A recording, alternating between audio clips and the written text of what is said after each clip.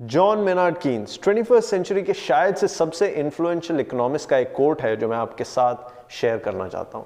उन्होंने कहा था, if you owe the bank $1 million, it's your problem, but if you owe the bank $1 billion, it's the bank's problem. दोस्तों 12 जून 2020 को RBI ने एक इंटरनल वर्किंग कमेटी बिठाई और इस कमेटी का पर्पस था to review the guidelines for granting banking licences. मतलब किन इंडिविजुअल्स या एंटिटीज को बैंकिंग लाइसेंस देना चाहिए और किन को रिजेक्ट कर देना चाहिए। जहां नॉर्मली ऐसी कमिटीज 2-2 साल लेती हैं अपनी रिपोर्ट को सबमिट करने में, इस कमेटी ने 5 महीने के अंदर अंदर अपनी रिपोर्ट सबमिट की और अगले ही दिन हर एक मेजर न्यूज़पेपर की हेडलाइन कुछ ऐसी थी, mega bank privatisation, RBI to allow Ambani, Tata, Birla, Bajaj to set up their own banks in India. दोस्तों इस मूव को इतना स्ट्रांगली क्रिटिसाइज किया, इतनी कंट्रोवर्सी जनरेट हुई कि कुछ दिनों में x RBI governor Raghuram Rajan और x deputy RBI governor Viral Acharya ने एक जॉइंट स्टेटमेंट रिलीज की, ये कहते हुए कि कैसे इस मूव से ज्यादा नुकसान होगा फायदा का। अब इस मूव से, इस रिकमेंडेशन से, इस पूरी कहानी से 2 क्वेश्चन उठते हैं। पहला, व्हाई नाउ, अब क्यों, ऐसा क्या हो गया है अब जो आरबीआई, जहां पिछले 50 सालों से लार्ज कॉर्पोरेट हाउसेस को हमने अलाउ नहीं किया बैंकिंग में, अब क्यों हम उन्हें अलाउ करने जा रहे हैं या करने की रिकमेंडेशन दे रहे हैं। और दूसरा, क्यों नहीं, 50 साल पहले हमारा एक्सपीरियंस कितना बुरा रहा होगा लार्ज कॉर्पोरेट हाउसेस के साथ बैंकिंग में कि आज तक हम इससे डरते हैं। दोनों ही चीजें दोस्तों हम इस वीडियो में डिटेल में समझेंगे। मुझे पता है इस पॉइंट पे आपके मन में एक बड़ा इंपॉर्टेंट क्वेश्चन आ रहा होगा और वो क्वेश्चन ये है कि व्हाई शुड आई केयर, मुझे क्या फर्क पड़ता है, अंबानी को बैंक मिले ना मिले, अदानी को बैंक मिले ना मिले, मेरी लाइफ पे तो कुछ चेंज होने नहीं वाला, so why should I care. But मेरे हिसाब से ये आपकी सबसे बड़ी मिसअंडरस्टैंडिंग है और रीजन ये है कि बैंकिंग हमारी लाइफ को डायरेक्टली और डीपली इन्फ्लुएंस करता है। हम क्या खाते हैं, कहाँ खाते हैं, कितना खाते हैं, हमारी बिजली का बिल, हमारे 2 शहरों के बीच में ट्रैवल डिस्टेंस और टाइम, हमारी लाइफ एक्सपेक्टेंसी यहां तक की बैंकिंग से इन्फ्लुएंस्ड है, राइट। और इस वीडियो में हम ये समझेंगे कि ऐसा कैसे है। दूसरी चीज मैं समझाना चाहूंगा कि आरबीआई के existing rules large corporate houses को बैंकिंग लाइसेंस देने से मना करते हैं और लार्ज कॉर्पोरेट हाउसेस की डेफिनेशन ये है कि अगर कोई भी बिजनेस या बिजनेस ग्रुप्स जिसके 5,000 करोड़ से ज्यादा टोटल एसेट्स हैं, पहली कंडीशन, और दूसरा, अगर 40% ऐसे ग्रुप्स की 40% से ज्यादा टोटल इनकम या total assets non financial businesses में है तो इनको इंडिया में बैंकिंग लाइसेंस नहीं मिल सकता, ये अपना बैंक नहीं खोल सकते। टाटा का एग्जांपल है, टाटा के अनेकों बिजनेसेस हैं, आईटी बिजनेस है, होटल बिजनेस है, कैपिटल, टाटा कैपिटल भी है, टाटा मोटर्स भी है, बट क्योंकि 40% से ज़्यादा टाटा के बिजनेस जो है टोटल इनकम और total assets non financial businesses से आता है, इसीलिए टाटा अपना बैंक नहीं खोल सकता, राइट। अब वापस आते हैं ओरिजिनल पहले क्वेश्चन पे और वो पहला क्वेश्चन ये है कि व्हाई नाउ, अब ऐसा क्या हो गया जो 50 सालों में जब आरबीआई ने इनको लार्ज कॉर्पोरेट हाउसेस को एंट्री नहीं दी बैंकिंग में, तो अब क्यों हम ऐसा सोच रहे हैं। और इसका आंसर, इस क्वेश्चन का आंसर एनपीए से शुरू होता है। दोस्तों पिछले 5 सालों में हमने एनपीए वो, एनपीए ये, एनपीए सुन के शायद से आपके कान पक गए होंगे, लेकिन एनपीए का सिंपल मीनिंग ये है कि बड़ा सोफिस्टिकेटेड तरीका है ये बोलने का कि अगर आपने किसी को लोन दिया है तो वो पैसा अब आपको वापस नहीं मिलता। एनपीए का सिंपल यही मीनिंग है। लेकिन एनपीए की कहानी पिछले 5 सालों में नहीं शुरू हुई। एनपीए की ओरिजिनल कहानी शुरू होती है 2003 में। दोस्तों 2003 से 2008 बहुत ही स्पेशल पीरियड था इंडियन इकोनॉमी के लिए और रीजन ये था कि 1947 के बाद पहली बार ऐसी सिचुएशन क्रिएट हुई जहां Indian GDP, Indian economy 8.5% plus के ग्रोथ रेट से बढ़ी और वो भी 5 साल कंसिस्टेंटली। इस बूम के कई रीजंस थे लेकिन एक प्राइमरी रीजन था कि आरबीआई ने अपने interest rates as low as 4.5% पे सेट किए, जिसकी वजह से गवर्नमेंट और प्राइवेट कंपनीज के लिए इंसेंटिव बना कि वो एग्रेसिवली पैसा लें और उसको इन्वेस्ट करें और ऐसा ही हुआ। स्पेसिफिकली इंफ्रास्ट्रक्चर सेक्टर में बहुत तेजी से और बहुत एग्रेसिवली गवर्नमेंट ने और प्राइवेट कंपनीज ने इन्वेस्टमेंट की, जिसकी वजह से एक रिपल इफेक्ट क्रिएट हुआ पूरी इकोनॉमी में और पैसा फ्लो होने लगा। ऐसा माना जाता है कि every rupee spent on infrastructure creates more jobs, more value than any other type of investment। और इस रिपल इफेक्ट की वजह से, इस पैसे के फ्लो होने की वजह से बिजनेसेस के प्रॉफिट्स बढ़ने लगे, ज़्यादा जॉब्स क्रिएट होने लगी, सैलरीज ऊपर जाने लगी और इसकी वजह से इंडियन पब्लिक ने पहली बार बेहतरीन और ज़्यादा गुड्स, प्रोडक्ट्स और सर्विसेज की डिमांड की और इस डिमांड को फुलफिल करने के लिए प्राइवेट इंडस्ट्री और गवर्नमेंट ने फिर से और इन्वेस्टमेंट्स की और कैपेसिटीज बिल्ड की।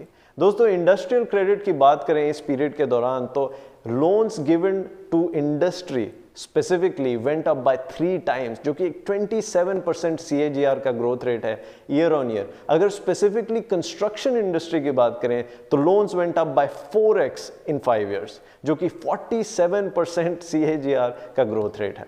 जहां जनवरी 2003 में निफ्टी 1000 पॉइंट्स पे था, वहीं 2008 में जनवरी में निफ्टी 6200 पॉइंट्स पे पाया गया, एक 6x इंक्रीज इन 5 ईयर्स।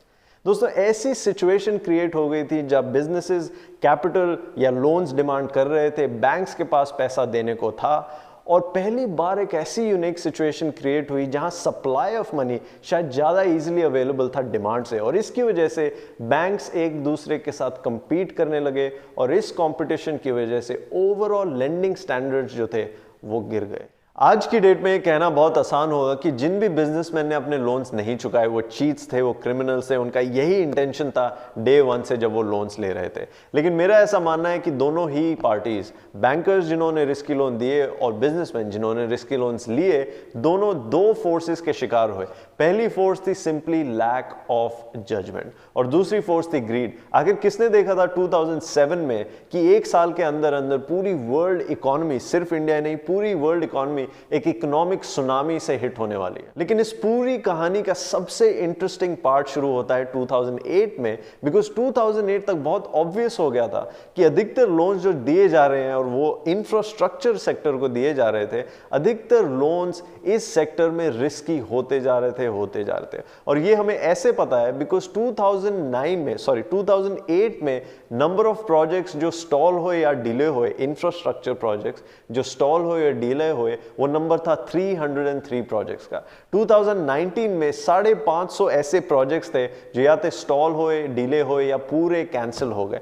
2010 में ये नंबर 400 था। तो क्वेश्चन ये उठता है कि जब बैंक्स को इतना क्लियर होना चाहिए था कि लोन्स इंफ्रास्ट्रक्चर सेक्टर में रिस्की होते जा रहे हैं, तो उन्होंने अपनी लेंडिंग रोकी क्यों नहीं, स्लो डाउन क्यों नहीं की। लेकिन सरप्राइजिंग पार्ट ये है कि सिर्फ स्लो डाउन नहीं की, सिर्फ रोकी नहीं, हमारे बैंक्स ने और एग्रेसिवली इस सेक्टर को लोन्स देना शुरू किया। अब क्वेश्चन ये उठता है दोस्तों कि पहले कौन से ये बैंक्स थे जो despite the obvious evidence infrastructure sector को लोन्स देते गए और इसका सिंपल आंसर है हमारे PSBs, हमारे पब्लिक सेक्टर बैंक्स, हमारे गवर्नमेंट ओन्ड बैंक्स, राइट।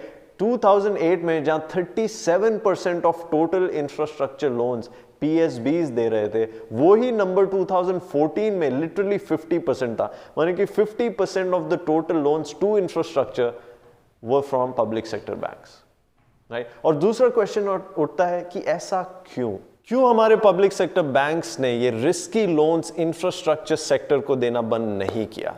इसको समझने के लिए हमें 2009 और 2014 के बीच में जो इंडियन पॉलिटिक्स, इंडियन इकोनॉमी और वर्ल्ड इकोनॉमी में जो स्टोरी प्ले आउट हुई उसे समझना होगा। आप जानते होंगे कि US में एक हाउसिंग क्राइसिस शुरू हुआ था लेट 2007 अर्ली 2008 में, जिसकी वजह से इंडियन स्टॉक मार्केट जनवरी 2008 में बहुत तेजी से गिरने लगा और जिसकी वजह से पूरे सिस्टम में एक रिसेशन का फियर फैलने लगा कि शायद से इंडिया में भी US की वजह से रिसेशन आने वाला है। लेकिन RBI के पास एक नई प्रॉब्लम थी, क्योंकि अगस्त 2008 तक हमारी इन्फ्लेशन, महंगाई बहुत तेजी से बढ़ रहा था और 2 अगस्त को हमारी महंगाई का रेट 12.59% के पीक को हिट किया। उसको टैकल करने के लिए RBI ने अपने इंटरेस्ट रेट्स बढ़ाए।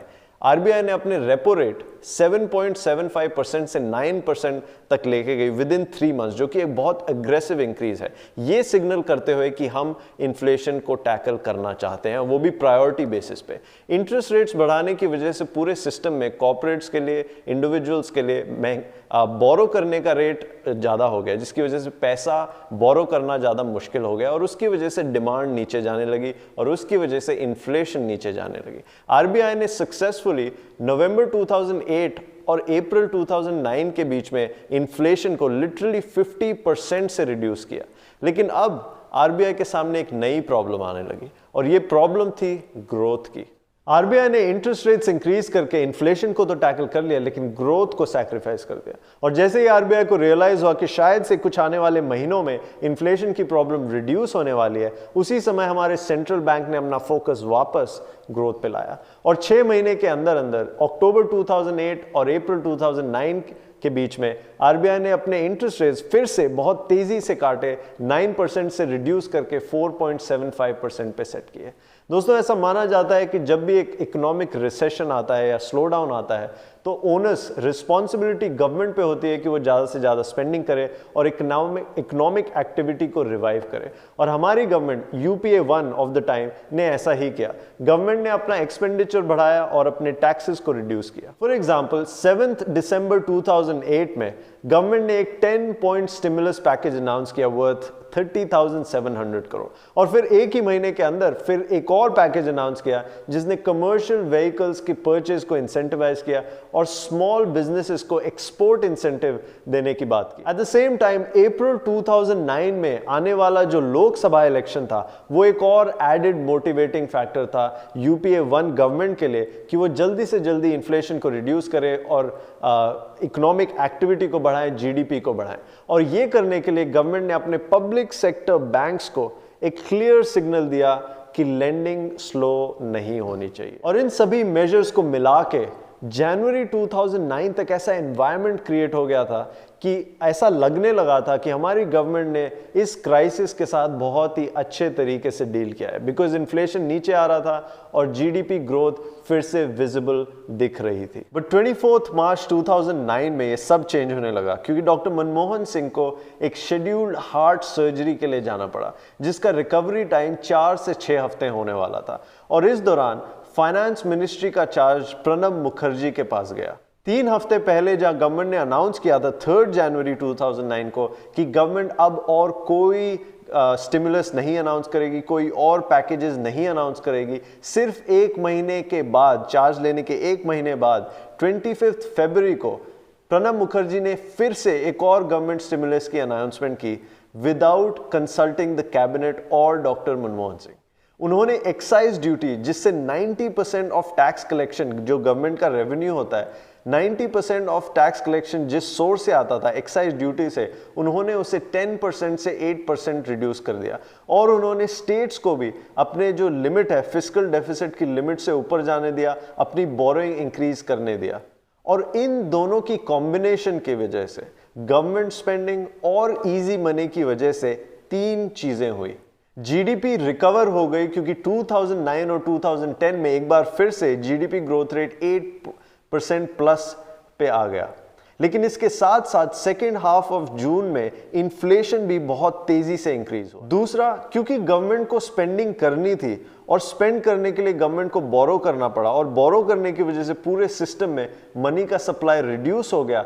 इसकी वजह से इंडस्ट्री के जो बोरोइंग रेट्स थे, स्पेशली इंफ्रास्ट्रक्चर इंडस्ट्री के, वो 10% से 12% पे इंक्रीज हो गए सिर्फ 1 साल में, जिसकी वजह से अनेकों प्रोजेक्ट्स जो थे उनकी फीजिबिलिटी खत्म हो गई। और तीसरा, क्योंकि इन्फ्लेशन काफी लंबे समय तक हाई रहा, करीब करीब 2 साल के लिए इन्फ्लेशन बहुत हाई था, इसकी वजह से इवेंचुअली जीडीपी भी स्लो हो गई। डी सुब्बा राव, जो इस दौरान हमारे आरबीआई गवर्नर थे 2008 से 2013 में, उन्होंने अपनी बुक में who moved my interest rates में ये क्लियरली लिखा है कि प्रणब मुखर्जी को बहुत स्ट्रांगली क्रिटिसाइज किया गया था इनके डिसीजन में। स्पेसिफिकली 2 क्वेश्चन उठाए गए थे उनके डिसीजंस पे। पहला, कि उन्होंने फिस्कल स्टिमुलस क्यों अनाउंस किया तीसरी बार जबकि उसकी कोई जरूरत नहीं थी, और वो भी विदाउट कंसल्टिंग द कैबिनेट या फिर डॉक्टर मनमोहन सिंह। दूसरा, जब एकदम ऑब्वियस हो गया था कि गवर्नमेंट की एक्शंस की वजह से जीडीपी ग्रोथ फिर से वापस अपने 8% प्लस के रिकवरी रेट पे आ गई थी, कि ग्रोथ रेट पे आ गई थी, तो उन्होंने अपने फिस्कल जो स्टिमुलस था, स्टिमुलस पैकेज को रिड्यूस क्यों नहीं किया। और अपने पार्ट पे डी सुब्बाराव ने, हमारे आरबीआई गवर्नर, इस दौरान उन्होंने अपनी भी गलती एडमिट की है। उन्होंने कहा है कि शायद से अगर हाइंडसाइट में देखा जाए तो इस दौरान आरबीआई को भी अपने जो इंटरेस्ट रेट्स है वो थोड़ी और तेजी से बढ़ाने चाहिए थे ताकि इन्फ्लेशन को वो टैकल कर सकते। दोस्तों और भी रीजंस थे, पॉलिटिकल रीजंस थे, जिनकी वजह से एनपीए की सिचुएशन क्रिएट हुई। जैसे लास्ट 2 साल यूपीए 2 की गवर्नमेंट के लिए बहुत प्रॉब्लमैटिक थे। करप्शन चार्जेस लगाए जा रहे थे गवर्नमेंट पे, पार्लियामेंट ठीक से फंक्शन नहीं कर पा रही थी और 6-6 महीने, साल पार्लियामेंट ने कोई डिसीजन नहीं लिया, जिसकी वजह से पॉलिसी पैरालिसिस पूरे सिस्टम में फैलने लगा और इसकी वजह से बिजनेस एनवायरनमेंट और अनसर्टन हो गया। इनफैक्ट 2012 में ऐसा माना जाता था कि शायद से गवर्नमेंट किसी भी टाइम गिर सकती है, बिकॉज यूपीए 2 की गवर्नमेंट के पास इनफ मेजॉरिटी नहीं थी उस दौरान। और इस दौरान 2010 और 2014 के बीच में record number of projects, infrastructure projects या तो डिले हो रहे थे या कैंसिल हो रहे थे। और इस कॉम्बिनेशन की वजह से, this cocktail of many different factors की वजह से हमारे सिस्टम में एनपीएस की प्रॉब्लम क्रिएट हुई। इनिशियली हमारे पब्लिक सेक्टर बैंक्स ने इस प्रॉब्लम को छुपाने की कोशिश की और एक्सटेंड एंड प्रिटेंड की प्रैक्टिस फॉलो, लेकिन इवेंचुअली सिचुएशन इतनी डेस्परेट होने लगी कि पीएसबीज एवरग्रीनिंग ऑफ लोन्स करने लगे, जिसका मतलब जिन कंपनीज को लोन रीपे करना था, बैंक्स खुद उनको और पैसा देते थे और उसी पैसे को कंपनीज को बोलते थे कि हमें रीपे कर दो, ताकि हम अपनी बुक्स में ये दिखा सकें कि कम से कम इस अकाउंट से हमको वापस पेमेंट आ रही है। इसको एवरग्रीनिंग ऑफ लोन्स कहते हैं। और इवेंचुअली फिर आरबीआई गवर्नर रघुराम राजन के अंडर उन्होंने कहा बस enough is enough, bad loans को बैड लोन्स की तरह क्लासिफाई करना पड़ेगा, दिखाना पड़ेगा। और उस दिन से 2016 से लेकर अब तक एनपीए एक प्रॉब्लम है, at least more publicly so. As on March 2020 अगर हम एनपीए की बात करें तो टोटल सिस्टम में जो लोन्स दिए गए हैं पूरे देश में, हर एक टाइप के लोन को अगर हम मिलाएं तो टोटल मिला के अमाउंट 100 लाख करोड़ का है। और इसमें से 8.6% लोन्स बैड लोन्स माने जा रहे हैं। इसका मतलब 8.6 lakh crore worth of loans जो हैं ऐसे लोन्स हैं जो दिए गए हैं और शायद उनको वापस आने की प्रोबेबिलिटी या चांसेस बहुत कम है। और इसमें से भी 85% of these loans public sector banks द्वारा दिए गए हैं, जिसका मतलब 7.1 लाख करोड़ वर्थ हमारे पब्लिक सेक्टर बैंक्स दे चुके हैं, जो वापस मिलने के चांसेस बहुत ही कम है। तो रियलिटी ये है कि हमारी बैंकिंग सिस्टम के लिए और हमारी गवर्नमेंट के लिए सिचुएशन बहुत ही ज्यादा क्रिटिकल है। पिछले 5 सालों में हमारी गवर्नमेंट ऑलरेडी 3.5 लाख करोड़ पैसा डाल चुकी है इन बैंक्स को रीकैपिटलाइज करने में, ताकि आप और मैं जब बैंक्स पहुंचे, हमारी एफडी तोड़वाएं, अपना पैसा वापस मांगे, तो इन बैंक्स के पास पैसा एक्चुअली हो हमें देने के लिए। और ये पैसा जो 3.5 लाख हमारी गवर्नमेंट इन बैंक्स में डाल चुकी है, ये पैसा हम अपनी सोशल सिक्योरिटी स्कीम्स में यूज कर सकते थे, इंफ्रास्ट्रक्चर बिल्ड करने के लिए यूज कर सकते थे, हॉस्पिटल्स बिल्ड करने के लिए यूज कर सकते। और कोविड-19 जैसी सिचुएशन में जहां बिजनेसेस को और इंडिविजुअल्स को सपोर्ट चाहिए था, वहां पे यूज कर सकते थे। और ये ही नहीं, अब क्रेडिट स्विस की एक नई रिपोर्ट आ रही है जो कह रही है कि अगले मिड 2021 तक हमारे इन पब्लिक सेक्टर बैंक्स को 1 लाख करोड़ रुपए और चाहिए होगा रिकैपिटलाइजेशन के फॉर्म में। इसका मतलब पिछले 5 सालों में हमारी गवर्नमेंट ने total 4.5 lakh crore worth of money हमारे पब्लिक सेक्टर बैंक्स में डाल दिए होंगे। और इसका मतलब क्या है, अगर हम कॉन्टेक्स्ट लेके समझे तो इसका मतलब कुछ ऐसा है। दोस्तों, अगर हमें आज की डेट में यमुना एक्सप्रेसवे जैसे रोड को कंस्ट्रक्ट करना होगा तो उसकी कॉस्ट होगी 19,000 करोड़। इसका मतलब 4.5 लाख करोड़ में हमारी गवर्नमेंट ऐसे 23 एक्सप्रेसवेज बिल्ड कर सकती थी।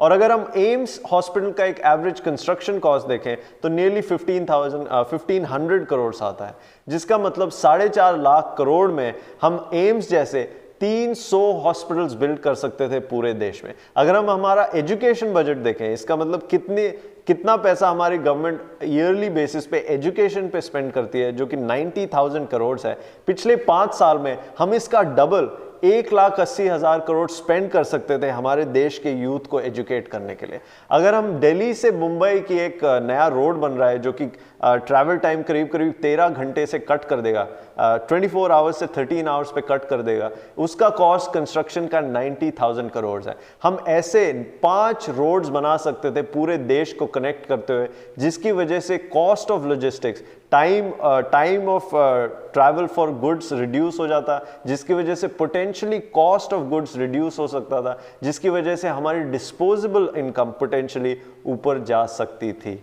लेकिन ये सब नहीं हुआ क्योंकि हमारी गवर्नमेंट ने और हमारे पब्लिक सेक्टर बैंक्स ने ये रिस्की लोन्स दिए, जिसकी वजह से ये पैसा जो टैक्स कलेक्शंस के तौर पे गवर्नमेंट के पास एज अ रेवेन्यू आ रहा है, उसे वापस इन पब्लिक सेक्टर बैंक्स में डालना पड़ रहा है। पॉइंट ये है कि बैंकिंग और एनपीएस हमारी लाइफ को बहुत डायरेक्टली और डीपली इंपैक्ट करते हैं, और अब because of the covid situation और भी क्रिटिकल हो गई है हमारे बैंक्स के लिए और गवर्नमेंट के लिए, दोनों के लिए ही।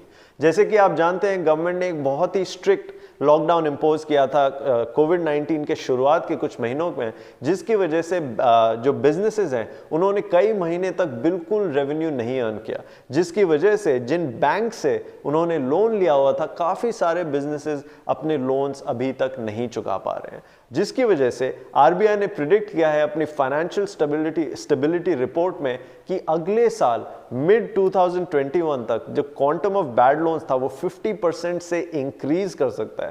दोस्तों, इसका मतलब ये है कि जहां 8.6 लाख करोड़ ऑलरेडी सिस्टम में बैड लोन्स थे, वो 50% से इंक्रीज होने वाले हैं। इसका मतलब 4 लाख करोड़ के एडिशनल बैड लोन्स आपको दिखने वाले हैं इंडियन बैंकिंग सिस्टम में। At the same time government जो अब तक सपोर्ट करते आ रही थी हमारे पब्लिक सेक्टर बैंक्स को स्पेशली, और बैंकिंग सेक्टर को एज अ होल, गवर्नमेंट की खुद हालत बहुत क्रिटिकल है। गवर्नमेंट का टारगेट जो फिस्कल डेफिसिट टारगेट था, जिसका मतलब कितना गवर्नमेंट बोरो करने वाली थी खर्चा करने के लिए, वो टारगेट था 7.9 लाख करोड़, जो कि क्योंकि कोविड-19 में बिकॉज बिजनेसेस ने पैसा नहीं कमाया और बिजनेसेस अपने टैक्स के फॉर्म में गवर्नमेंट को पे नहीं कर पाए, गवर्नमेंट ने ऑलरेडी वो 7.9 लाख करोड़ का जो बोरोइंग प्रोग्राम था उसको इंक्रीज करके 12 लाख करोड़ कर दिया, जिसका मतलब एक हाथ पे जहां गवर्नमेंट खुद ओवर बोरोड है, 4 लाख करोड़ एडिशनली बोरो करने पड़े हैं गवर्नमेंट को, at the same time because of the Covid situation banks खुद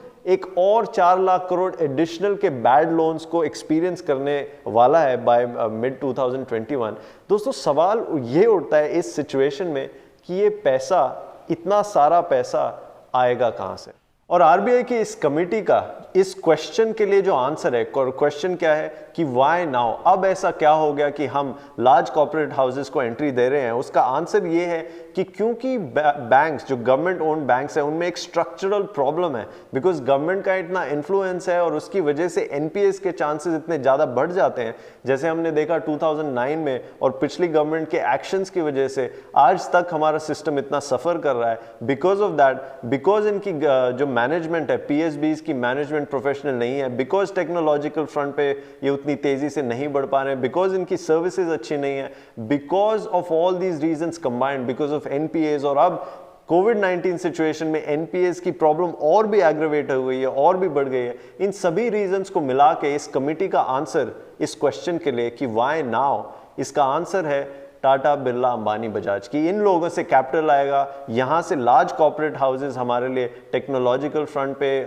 जो टेक्नोलॉजी की एडवांटेजेस ला पाएंगे, मैनेजमेंट को प्रोफेशनलाइज कर पाएंगे, और इसीलिए इस कमेटी का मानना है कि टाटा, बिरला, बजाज, अंबानी को बैंकिंग लाइसेंस दे देना चाहिए। लेकिन हमारे x RBI governor Raghuram Rajan और x deputy governor Viral Acharya का ये मानना है कि ये आइडिया एकदम सूटेड नहीं है, स्पेशली इंडियन कॉन्टेक्स्ट में। तो अब सवाल ये उठता है कि ऐसे क्या रीजंस हैं जिनकी वजह से लार्ज कॉर्पोरेट हाउसेस को बैंकिंग लाइसेंस नहीं मिलने चाहिए? इसको समझने के लिए हमें एक और कमेटी की बात करनी होगी जिसका नाम था the Indian central banking inquiry committee. इस कमेटी का पर्पस था ये एक्सप्लोर करना कि बैंकिंग सिस्टम में, इंडियन बैंकिंग सिस्टम में जो बैंक्स फेल होते हैं ऐसा क्यों होता है। और जब इन्होंने रिपोर्ट सबमिट की तो 3 प्राइमरी रीजंस दिए ऐसा क्यों होता है उसके लिए। पहला रीजन था स्पेक्युलेटिव लेंडिंग, इसका मतलब रिस्की लोन्स दिए गए जो नहीं देने चाहिए थे। दूसरा रीजन था डायरेक्टर्स ने अपनी रिलेटेड कंपनीज के लिए लोन्स एक्सटेंड कराए बैंक से जिनमें वो खुद डायरेक्टर्स थे। इसको हम कह सकते हैं कॉन्फ्लिक्ट ऑफ इंटरेस्ट या फिर इंटर कनेक्टेड लेंडिंग। और तीसरा रीजन था एसेट लायबिलिटी मिसमैच, मतलब using short term funds for long term loans. इसका मतलब आप येस बैंक के पास गए, आपने 1 लाख रुपए का 1 ईयर की एफडी कराई, लेकिन येस बैंक ने उन फंड्स को यूज करके आगे 4 साल के लिए, 5 साल के लिए, 10 साल के लिए लोन दे दिया। राइट, जिसकी वजह से एसेट लायबिलिटी मिसमैच की प्रॉब्लम्स हुई ना। दोस्तों, इस पॉइंट पे मेरा आपके लिए एक क्वेश्चन है, क्योंकि मैं चाहता हूं ये वीडियो थोड़ी और इंटरैक्टिव बने। मैं चाहूंगा एक क्वेश्चन का आंसर आपसे पूछना, और वो क्वेश्चन ये है, आपको क्या लगता है कौन से साल में इस कमिटी ने अपनी रिपोर्ट सबमिट कराई थी? तो मुझे पता है आपके पास कोई क्लूज नहीं है, बट जो भी नंबर आपके मन में आता है, 2005, 10, 15, 20, जो भी, आप कमेंट सेक्शन में अपना नंबर ज़रूर डालें। मैं एज्यूम कर रहा हूं कि आप मेरा आंसर सुन के नहीं लिखेंगे, बट आप जान के हैरान होंगे कि इस कमिटी ने अपनी रिपोर्ट सबमिट की थी 1931 में। मतलब 90 साल से हमें एकदम क्लियर है बैंक्स क्यों फेल होते हैं, लेकिन फिर भी हम ये रोक नहीं पा रहे हैं। और ये समझने के लिए कि क्यों लार्ज कॉर्पोरेट हाउसेस को इंडिया में बैंकिंग लाइसेंस नहीं मिलने चाहिए, हमें पहला रीजन समझना होगा, जो कि कॉन्फ्लिक्ट ऑफ इंटरेस्ट है। इनफैक्ट कॉन्फ्लिक्ट ऑफ इंटरेस्ट ही वो रीजन है जिसकी वजह से अभी हमारे सिस्टम में 10 से 12 लाख करोड़ के बैड लोन्स हैं। अभी कॉन्फ्लिक्ट ऑफ इंटरेस्ट एग्जिस्ट करता है गवर्नमेंट और गवर्नमेंट बैंक्स के बीच में, लेकिन अगर हम लार्ज कॉर्पोरेट हाउसेस को अपना बैंकिंग लाइसेंस दे देंगे तो वो कॉन्फ्लिक्ट ऑफ इंटरेस्ट सिंपली यहां से मूव होकर इस तरफ आ जाएगा लार्ज कॉर्पोरेट हाउसेस और उनके नॉन फाइनेंशियल बिजनेसेस के बीच में। तो रूट कॉज जो प्रॉब्लम है एनपीएस की, वो सॉल्व नहीं होगी। डॉक्टर राजन का यह कहना है कि how can a bank make good loans when the bank itself is the borrower. और जैसा हम जानते हैं, कोई भी बिजनेस के लिए सबसे इंपॉर्टेंट रिसोर्स मनी होता है, स्पेशली लार्ज कॉर्पोरेट हाउसेस के लिए जिनके अनेकों बिजनेस हैं और ये सारे बिजनेसेस कैपिटल मांगते हैं। तो अगर बैंक खुद ही अपने बिजनेस अपने आप को ही लोन्स दे पाएगा, तो how can a bank make good loans. पिछले कुछ सालों में अगर हम देखें कौन से फाइनेंशियल इंस्टीट्यूशंस इंडिया में फेल हुए हैं, तो वो नंबर टोटल 5 पे आता है। और इन पांचों ही केसेस में अगर हम एक्सप्लोर करें तो हमें ये पता लगता है कि हर एक का root cause, at least most of them का रूट कॉज, या तो कॉन्फ्लिक्ट ऑफ इंटरेस्ट है या फिर इंटरकनेक्टेड लेंडिंग है। येस बैंक के केस में अगर हम देखें तो राणा कपूर, जो उनके लार्जेस्ट शेयर होल्डर और सीईओ रहे हैं येस बैंक के, उन पे ये इल्जाम है कि उन्होंने 600 करोड़ के कमीशंस लिए डीएचएफएल को 3000 करोड़ के लोन देने के लिए। उन पे एक और इल्जाम है जो कहता है उन्होंने रिलेटेड कंपनीज को 78 रिलेटेड कंपनीज को लोन्स एक्सटेंड किए। अगर हम आईएलएनएफएस का केस देखें तो भी सेम केस है। अगर हम डीएचएफएल में देखें तो भी डायरेक्टर्स ने अपनी रिलेटेड कंपनीज को लोन्स दिए। अगर हम आईसीआईसी का केस देखें तो भी सेम है। अगर हम एलवीबी, लक्ष्मी विलास बैंक, जो कि लेटेस्ट कैजुअलिटी है हमारे इंडियन बैंकिंग सिस्टम का, तो भी सेम केस है। इन सभी केसेस में डायरेक्टर्स ने अपनी रिलेटेड कंपनीज को लोन्स दिलवाए जो कि बैंक को नहीं देने चाहिए थे। और ये तब है जबकि लार्ज कॉर्पोरेट हाउसेस को अलाउड भी नहीं है बैंकिंग लाइसेंस ओन करना। इमेजिन कीजिए अगर लार्ज कॉर्पोरेट हाउस जिसको और भी ज्यादा जरूरत है कैपिटल की, बोरोइंग की और पैसे की, उनको अगर हमने बैंकिंग लाइसेंस दे दिया तो सिचुएशन कितनी वर्स हो सकती है। अब कई लोग मानते हैं कि अगर हम रेगुलेशंस और स्ट्रॉन्ग कर दे, by the way existing regulation है जो कहता है कि आप रिलेटेड कंपनीज को नहीं लोन्स दे सकते, लेकिन मान लीजिए रेगुलेशन स्ट्रेंथन भी हो जाते हैं, हम और स्ट्रिक्ट कर देते हैं। डॉक्टर राजन का और कई इंडस्ट्री के एक्सपर्ट्स का ये कहना है कि इंडिया में क्योंकि कॉर्पोरेट गवर्नेंस इश्यूज बहुत ज्यादा हैं, कॉर्पोरेट गवर्नेंस स्टैंडर्ड्स बहुत लो हैं, तो प्रॉब्लम रेगुलेशन से नहीं होगी, प्रॉब्लम ये होगी उनकी रेगुलेशंस की इंप्लीमेंटेशन क्या हो पाएगी या नहीं। और इवन इफ अगर रेगुलेशंस आ जाते हैं, एक और प्रॉब्लम आती है हमारे सामने जिसका नाम है सर्कुलर लेंडिंग। अब मान लीजिए कि गवर्नमेंट बहुत ही स्ट्रिक्ट रेगुलेशंस इंपोज करती है कि कोई भी लार्ज कॉर्पोरेट हाउस जिसको बैंकिंग लाइसेंस मिला है वो अपने ही बिजनेसेस को लेंडिंग नहीं कर सकता। लेकिन ये इमेजिन कीजिए कि 4 ऐसे लार्ज कॉर्पोरेट हाउसेस जिनकी सबकी सेम ही प्रॉब्लम है कि वो अपने बिजनेसेस को लेंड करना चाहते हैं, उनके अपने बिजनेसेस को पैसे की जरूरत है, लेकिन रेगुलेशंस की वजह से वो नहीं कर सकते। तो इसका सिंपल सोल्यूशन है, 4 ऐसे बिजनेस हाउसेस साथ में आ सकते हैं और वो कह सकते हैं कि ठीक है, हम सारे मिलकर एक एग्रीमेंट करते हैं जहां पे बैंक ए बैंक बी की कंपनीज को लेंड करेगा, बैंक बी बैंक सी की कंपनीज को लेंड करेगा, बैंक सी बैंक डी की कंपनीज को लेंड करेगा और बैंक डी बैंक ए की कंपनीज को लेंड करेगा। सो ऑल्दो रेगुलेशन बहुत स्ट्रिक्ट है जो कहता है कि आप अपनी कंपनीज को नहीं लोन दे सकते, इफेक्टिवली चारों मिलके सर्कुलर लेंडिंग की वजह से सेम ऑब्जेक्टिव्स अचीव कर सकते हैं और वो भी काफी इजीली। तीसरा रीजन है कॉन्सेंट्रेशन ऑफ वेल्थ। दोस्तों 30 साल पहले top 20 companies of India used to account for 14% of India's total profits. आज की डेट में वो नंबर 70% है, मतलब टॉप 20 कंपनीज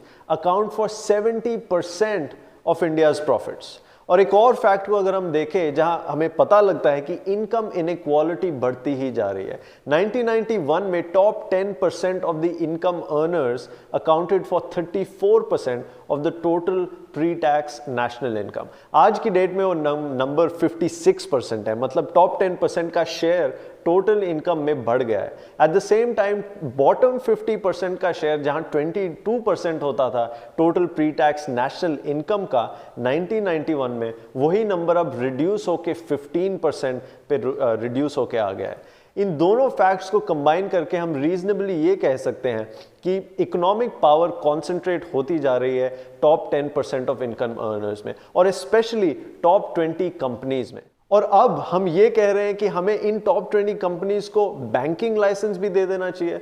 तो डॉक्टर राजन का ये मानना है कि ये सिनेरियो एक too big to fail type of scenario create कर देगा, जिसकी वजह से टॉप 20 कंपनीज के पास और पावर कॉन्सेंट्रेट हो जाएगी। और ऐसा माना जाता है कि लॉन्ग टर्म में नेचुरली पावर एक फ्यू हैंड्स में कॉन्सेंट्रेट होना पूरे देश के लिए एक पॉजिटिव नहीं है। पूरी स्टोरी के सबसे इंपॉर्टेंट पार्ट ये है कि 5 मेंबर्स में 4 मेंबर्स ने क्लियरली लिखा है, इस रिपोर्ट में क्लियरली मेंशन किया है कि हम बिल्कुल फेवर में नहीं हैं लार्ज कॉर्पोरेट हाउसेस को बैंकिंग लाइसेंस देने के लिए। लेकिन फिर भी इसी कमेटी ने रिकमेंडेशन में ये लिख के दिया है कि हाँ, बैंकिंग लाइसेंस देना चाहिए लार्ज कॉर्पोरेट हाउसेस को। तो इस मूव की वजह से काफ़ी क्वेश्चंस उठते हैं।